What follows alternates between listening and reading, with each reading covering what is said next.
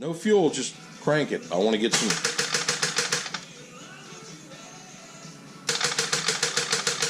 Battery's low.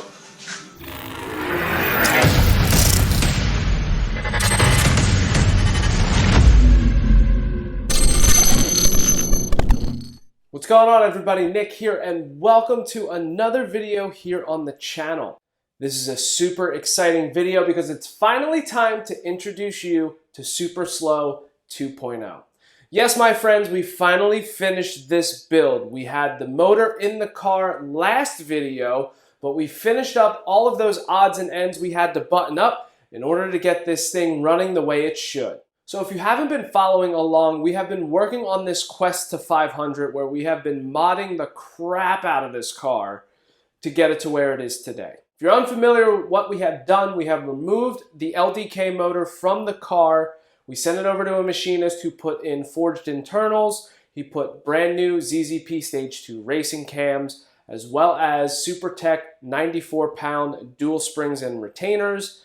Then once we got it back, we installed an ATI super damper. We had to retime the motor, get it all back in the car, and we installed a Borg-Warner S257 SXE turbo, as well as a Tile 44mm MBR wastegate and a 50mm blow-off valve. Now, to complete this build, like I said before, we had to button up a bunch of odds and ends to make sure that everything was set up the way it's supposed to be for this car. The first thing we had to figure out was the air intake. I did mention before that I got some silicone coupler adapters to use the ZZ Performance HHR air intake. But after thinking about it for a while, and of course we were looking at it and seeing some of those extra fittings to run water lines to the actuator, where the filter would actually kind of get in the way. And of course, we always know that those air filters actually can suck up a lot of horsepower because of the way that they're restrictive. So if for some reason I wanted to put this car on the track, I would be removing that air filter.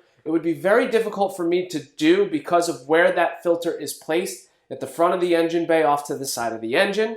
So we decided to come up with another alternative. Changing the blades on the mower, so I was hooking that up.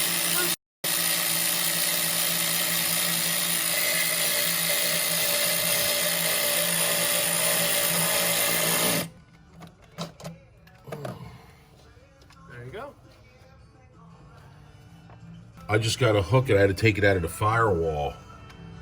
Yeah. And so you can get a little more stretch out of it? Yeah. And that way, I just have to cool. Close that. And I could probably go like that. I just got to see what I can zip tie to. Probably if I put it up in the air, I know I can zip tie to something.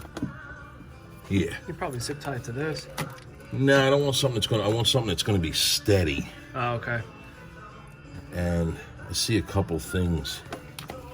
I might be able to go to this. And something down there. Okay.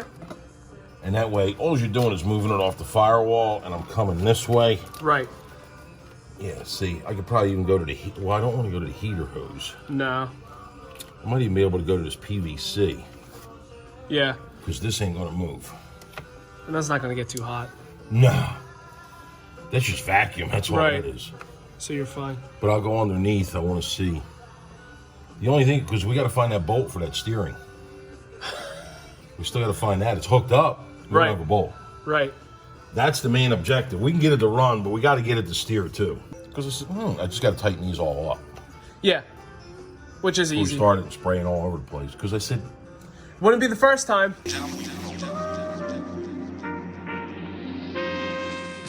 All right, so you can see there, we have a 90-degree bent tube. We cut it, and then we're actually going to be putting in a fitting so we can run the PCV check valve for the air intake and for the turbo. But we need to JB weld it in to make sure it doesn't come loose from vibrations or whatever else.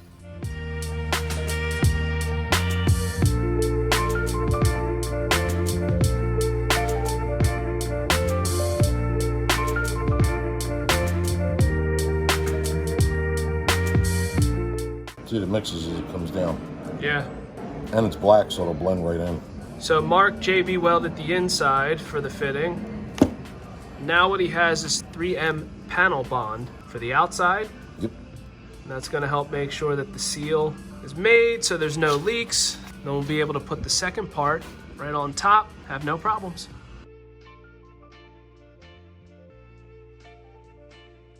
Cool.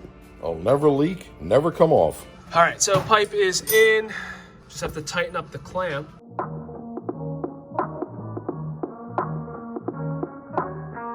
So what Mark's currently doing is that's the sensor that was on the KO4. So it actually has to go from the boost reference port that's in the 257. And then we run a line from the sensor to the actuator, but we have to find a place to mount it. And we found a place on that coupler. Huh? We just hooked up the system here. All right, so to show you what we were doing earlier, you can see the sensor for the turbos right there. It's connected to that port on the turbo housing, and then it goes to the actuator, which is underneath this pipe. For the air intake, you can see, so the stuff that we got from Frozen Boost, those couplers, it's 3.5 inch straight, and then a 90 degree that's 3.5 inch to 3 inch reducer. Then we got a 90 degree bent pipe from Summit Racing that we had to cut to put this Mishimoto coupler on. But the cool thing about it is that it has this port here that's 1/8 NPT. So we got a 1/8 NPT to an AN6 female fitting. And then we have a 6 ANN to 3/8 fuel line fitting that allows us to connect to the PCV line that runs from there to the back middle portion of the valve cover, which you can kind of see. So where this fitting here for the panel bond and JB weld, you can see here now on the back of the valve cover, we removed the house fitting and we put, I believe it's a 3/8 to 4 ANN fitting tapped. So then we can run a 4 ANN line to that. So now we still have all of our PCV fittings for the entire turbo setup. Now regarding the pipe, the hot charge pipe, the coupler that came with the old ZZP tube, we were able to use. Then the new pipe has this flange here for the tile 50mm blow off that connects to our intercooler, and that is it. We have everything connected, ready to go. We can basically start this car as is. So here we go.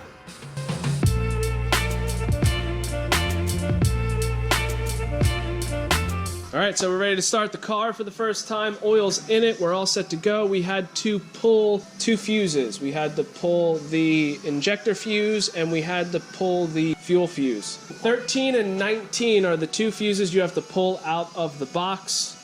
And then we're just gonna crank it until the oil pressure light turns off on the dash. And then we should be able to put everything back in, start it up, and see what the hell happens. So, here we go. Good. Good. No fuel, just crank it. I want to get some.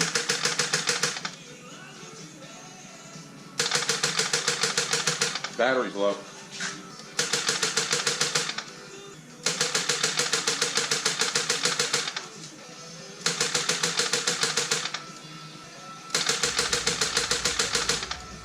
It was at this moment we realized we messed up. Shut the key off. Yes. Trans. I gotta get to this trans. It's still in probably gear. Even though I put it in park. Yeah, you put the shifter in park. Shifter in park, but the trans is not in park.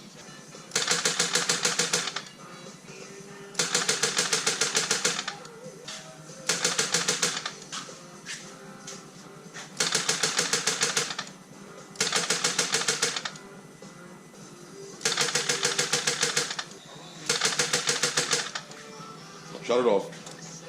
Well, all the grounds are hooked up, so we know that. I guess because brake lines didn't catch fire.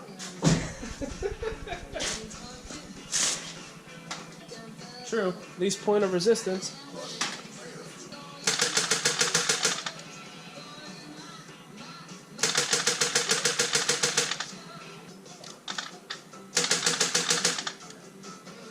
Let it charge a minute. Yeah. Because I just tested the battery, dropped down to 11. Yeah. I think it's loaded it. I think it's too weak. Well, I think it was sitting too long. Yeah. You know.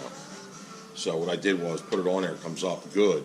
As soon as you hit it, it goes right down to the yellow. Drops. It goes right down to 11. No, just leave it up top. Try cranking it. Yeah, try again. Well, turn it off. Let it charge up a little bit more. Once we did that, Mark actually bench tested the starter and saw that it was working no problem. So that's when we realized we had a bigger issue and that it wasn't the starter. All right, so we're running into this issue where we can't get the car to start. We get power to everything. It just won't turn over. It's just click, click, click, click, click, click, click. Well, we're looking, we're ripping our hair out, we're thinking the new starter is bad. Here is the main ground for the entire car, and there is the other end that's supposed to go to the starter. Don't ask your friends to hook it up. Now, once we discovered that it was because we never put a ground wire onto the starter in the first place, it was the end of the day, we were pretty tired, we didn't want to fight putting that starter back in, so we figured that we would pick everything up the following weekend, get the starter back in, button everything up, and start this car. Oh, here. I got this for you. Yeah, I had a feeling I was wondering when this was going to show up. What do you mean? Stay grounded.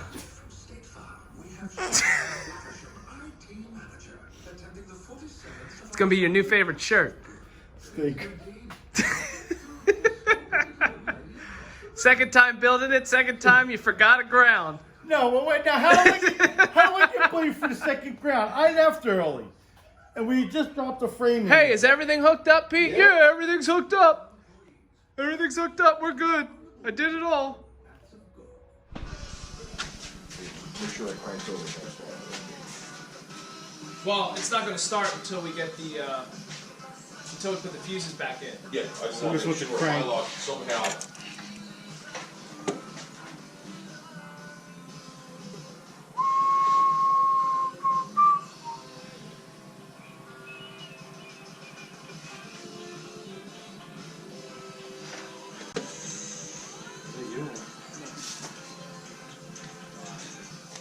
Wanted to wait for you. Oh, You're the mad scientist. well,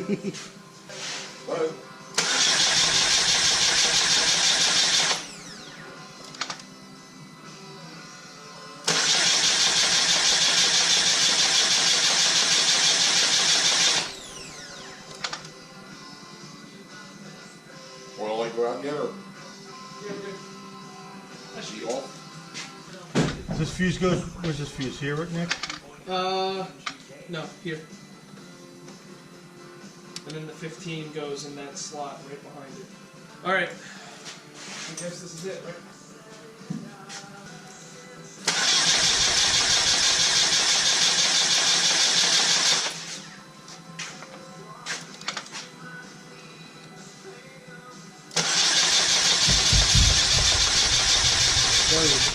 Huh?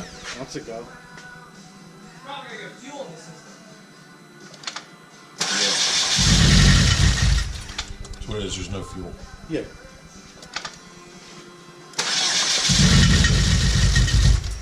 Should have told you to cycle the key 3 times without cranking it. I don't know what that is. It sounds like some valve. Did you It's hear up here. Hear it?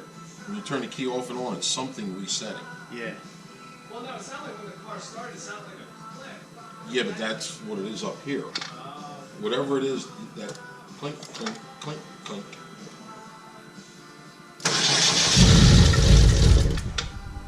Yeah, yeah, Nick, he's right. It's up.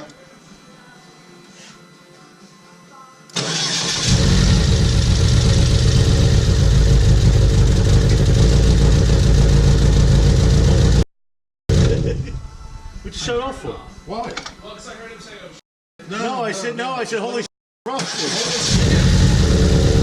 let you know.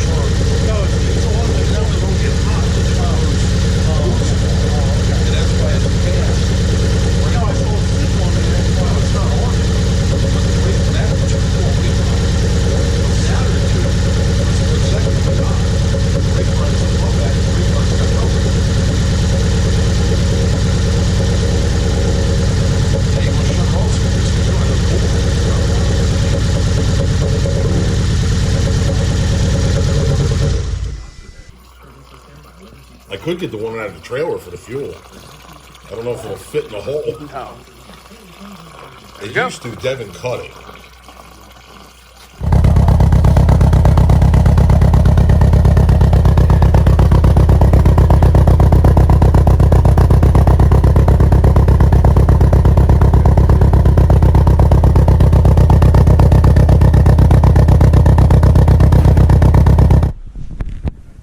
Alright, so Pete and Mark are cutting a piece of pipe from that 90-degree aluminum pipe we're using for the air intake so we can fit the air filter. And while they're doing that, I'm going to install the new tune from Matt from ZZP with all the new stuff. So you saw the car was running. We had a check engine light clearly because we have a whole lot more stuff going on compared to what we used to have in the car. So what we need to do is we need to flash the car with the new tune, clear that code, see what's happening, go from there. So, all right, so first thing we gotta do, VCM scanner.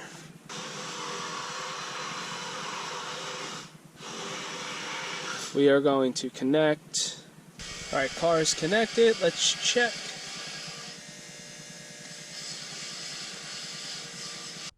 Alright, so we got a lot of codes, but remember, we were cranking the car over with sensors out and everything because we had to prime the engine with oil and the turbo. So we're just going to clear it.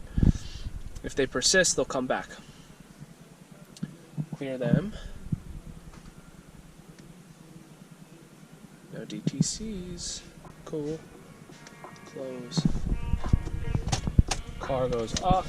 Car goes back on. Alright, so now that we did that, we're going to write the vehicle, and we're going to hit write.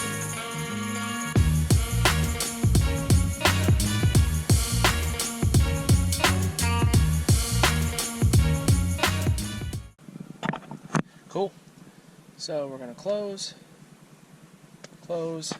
disconnect, and now, key out. Hold up.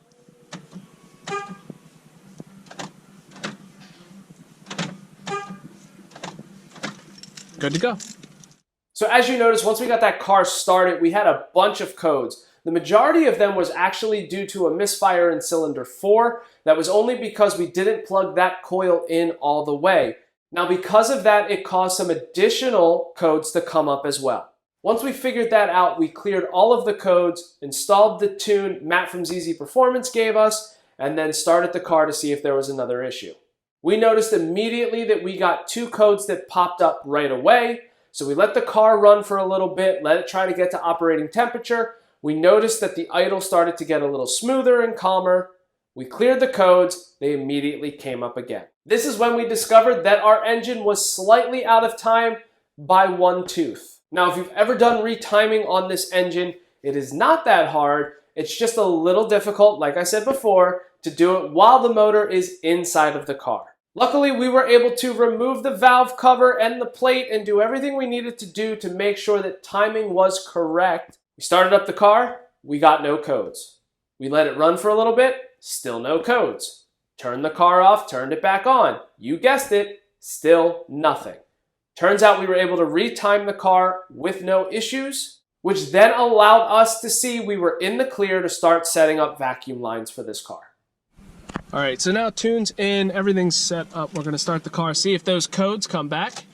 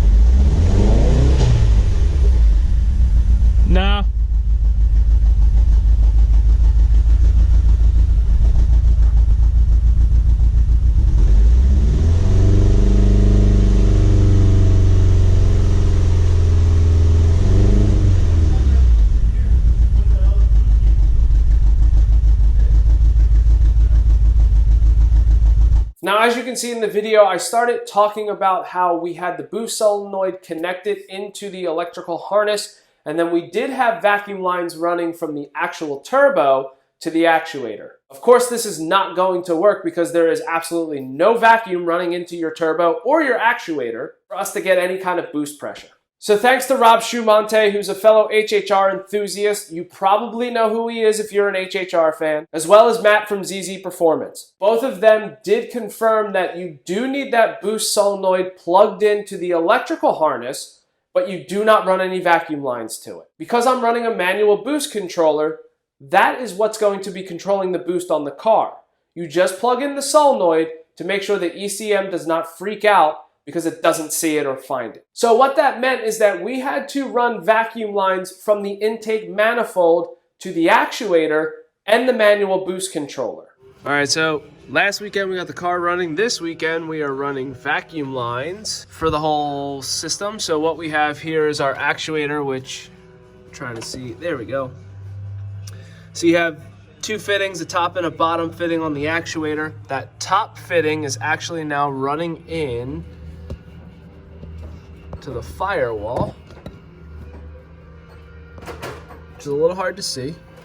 Well, we have it running into the firewall, and we have a manual boost controller. So now I can adjust boost right underneath the car. And there's our manual boost controller. Those are our boost lines coming through the firewall. So now if I want more boost, I just turn that knob. If I want less boost, turn it the other way. You turn it, set it, and now you're set to go. So we're gonna put it to its lowest setting, lock it in place, and start the car up, see what we can do. All right, manual boost controller installed. We tested it, we were able to get some boost. So now it's time to make sure we take care of this transmission. You're an automatic, you have all this power. Yeah, well, take care of the transmission, we should be all right. So we have to drain the fluid, put new transmission fluid in, a new filter, new gasket. So we'll have clean, fresh fluid, go with that trans cooler, and we're set to go.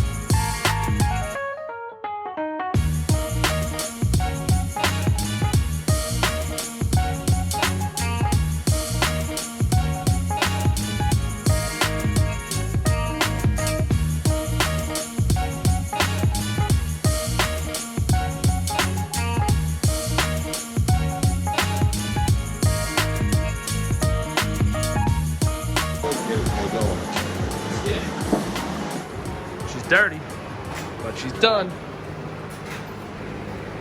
So she's finally all put together. I'll show you the inside here.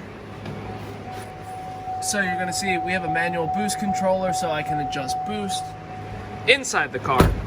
So last thing you want to do is have to say, hold on guys, I gotta open my hood, adjust my boost.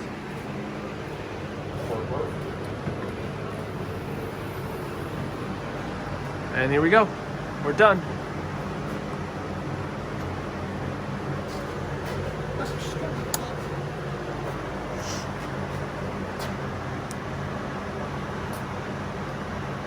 Next time we'll road test it, data log it, send it over to Matt at CZP, have him look it over, make sure tune's okay, and then go from there. And that is it. I really hope you enjoyed this video. You can see Super Slow 2.0 is finally alive and working. We just have to road test it and data log it for Matt at ZZP just to make sure everything is dialed in correctly. And before I forget, I have to thank everybody who allowed me to pick their brain or help me along the way. Of course, I have to thank Mark Innacone and my brother Pete Costa. If it was not for them, this whole thing would not be possible. So I have to thank the other HHR enthusiasts who have helped me out along the way with this, including Rob Shumate, who, like I said, was helping me out with that boost solenoid sensor. Thanks so much, Rob, for letting me pick your brain on that. As well as Bernie, who him and I were going back and forth regarding my build and his build. He is the reason why I decided on a 257 SXE in the first place, so thank you to him. I also have to thank Aaron Hunzinger. You all know who Aaron is as well. He's another great HHR enthusiast. And then, of course, I have to thank Shane Hatfield. Shane's HHR was the one that was featured in ZZP's video all over their social media platforms. Speaking of ZZP, I have to thank the crew over there, including Matt Meekoff, who's doing the remote tuning for this car, Ryan Derrick, who is kind of my guy. Anytime I send an email, he's always there to respond, make sure that I get an answer if I have any questions. And of course, he is the one who helped me make sure I had all the parts I needed for this build. And then finally, I have to thank Tyler as well. As we all know, there are a ton of people with Ecotech. Sometimes Ryan can get a little backed up, but luckily everybody at ZZP wanted to make sure they didn't leave me hanging. That's when Tyler would step in just to make sure I got an answer as quickly as possible. If you enjoyed this video, please make sure to give it a big thumbs up. And if you want to, leave a comment below. Let me know what your favorite part of the video was. And of course, if you want to see the continuation of this build, make sure you hit the subscribe button as well as the bell notification so you are notified as soon as I upload a new video. Till next time, see you later.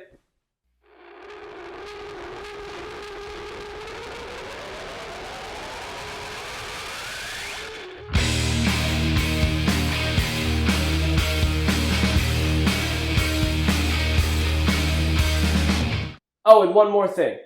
Although we are done performance-wise with this car, we're not quite done with it altogether.